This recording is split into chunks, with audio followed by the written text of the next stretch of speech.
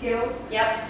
Like before, what we did was we wrote a brief summary, and then underneath, in a separate, you can have like 6 or 9 actual skills. Yep. And change those pertaining to a job as well. That's a great layout. And like here's That actually, stands out. oh, absolutely. And then here's an act, like where we were talking about, you call yours experience.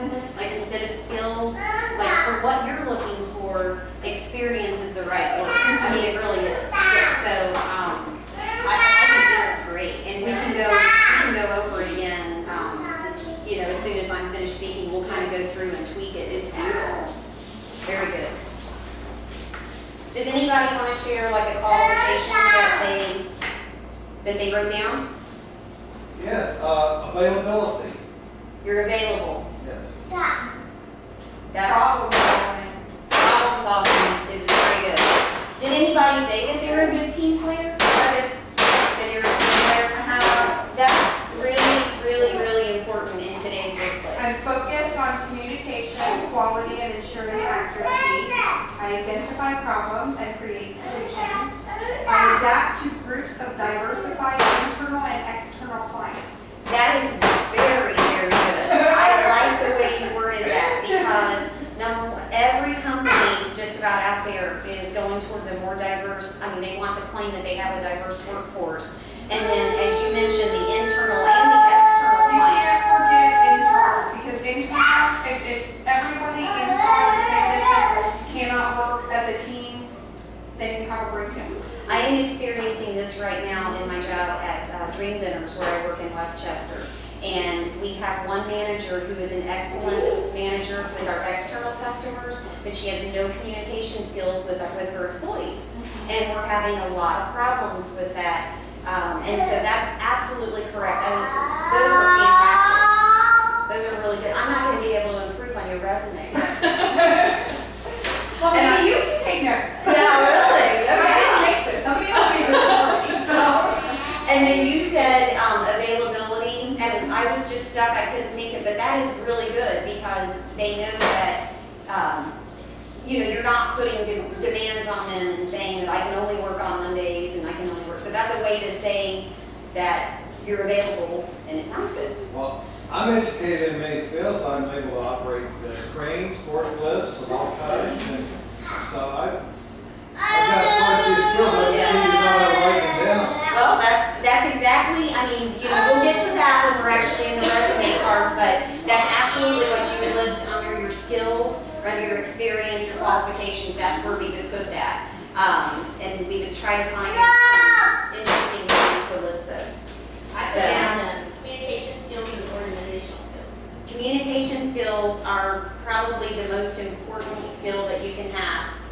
If you cannot communicate, then you cannot work. You can't get along with people. You can't work with internal or external customers, like she was saying. So that's great. See, I think those are all fantastic, and we'll work on those. If, like I said, after we're done talking, we'll kind of do a small group and we'll go back through there. Okay, so let's just kind of finish up here with some guidance for me and any other volunteers. You said you've worked with the Career Place.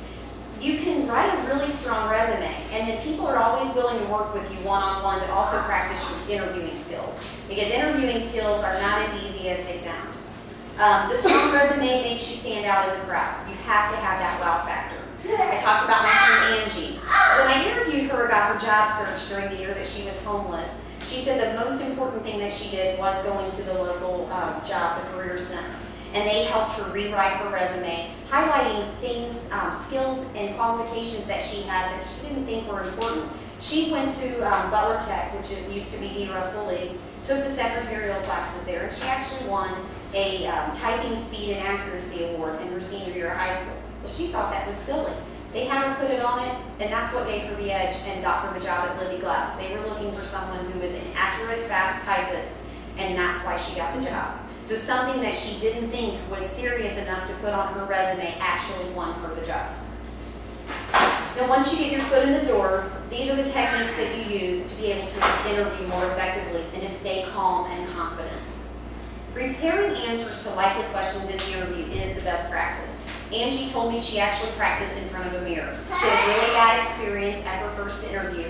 And so she went home, she practiced in the mirror, and what she found was she wasn't smiling, she wasn't using eye contact, and so she was able to work on those skills. And then when she went to the interview, she was able to do that the next time and did much better.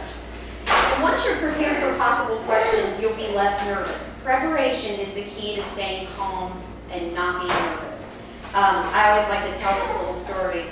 When I was a junior in high school, I was the understudy in a play, and I never thought that I would have to go on as the lead. And the night before, the lead in the play got laryngitis, bronchitis, all kinds of itises, and she was very sick. And I had to learn every line in less than 24 hours. Well, as you can imagine, when I went on the next night, I was a nervous wreck. I wanted to throw up. And the reason was because I wasn't prepared. I didn't have that script in my head. I didn't know what to say, and I needed an awful lot of cues to get through it. I did okay, but the point of the story is that if you know your lines and you know your script, you're much less nervous. Be confident in your qualifications. Don't be tempted to lie at the interview. You are qualified and competent to work at that job. It might be easy if they ask you, to say, yes, I know how to use Excel, but they will find out if you don't know how to use it. Instead, what you need to do is tell the employer that you're willing to take the training courses. Another way to handle that is turn the question around. And for instance, let's use Microsoft Excel and Word and say, no, I don't know how to use Excel, but I'm very proficient in Microsoft Word, and because of that, I know I can learn Excel as well, and I'm willing to take the course. And most likely, they will appreciate your being willing to take the course, and they will probably give you the job. Mastering those techniques will help you gain confidence in your qualifications and yourself. If you don't get the job, don't take it personally. It may not be the best fit. It's all about the fit and the personality and how well you click with that company. That job just may not be the one that you're waiting for. Angie interviewed with 4 different companies before she landed her job at Libby Glass. Looking back, she realized that those first 3 companies were not good fits for her.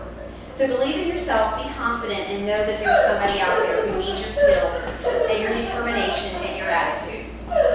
So by using these techniques, you can win that job. After you decide on your best qualifications and experiences to put on your resume, use the resources available to help you write that resume. We're going to stay after the presentation. We're going to work on resumes tonight. We're also willing to work one-on-one with you and kind of practice through some of the interview questions. Here's the list. And I'm going to leave these with you because a lot of people didn't show up tonight, so I'm going to go ahead and leave all these with you. Okay.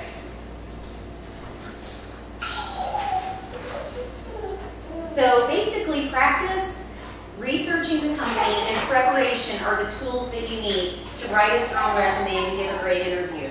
You have the total package, now go sell yourself. Job searches are very hard work. I hope I've been able to give you some good tips. Learning how to create a resume and getting good interviews will help you find a job you want so that you can provide a better future for yourself and for your family, like you. Remember to highlight on your resume your strong points and your qualifications. Research the company before the interview, and then practice, practice, practice. Angie did not stay at Libby Glass very long. She was there 2 years. And she became the office manager at U.S. Food Service. After 2 years there, well, now she works at Belcher Food Service, and she's a project manager, and they're a national company. She actually plans casinos out in Las Vegas, and it's a very cool job. And she was able to get those jobs not just because somebody took the time to work with her on her resume, but because somebody took the time to help her gain confidence in herself. And I know that we can all here do the same. Thank you so much for listening, and let's get started on the rest of our workshop here. Thank you.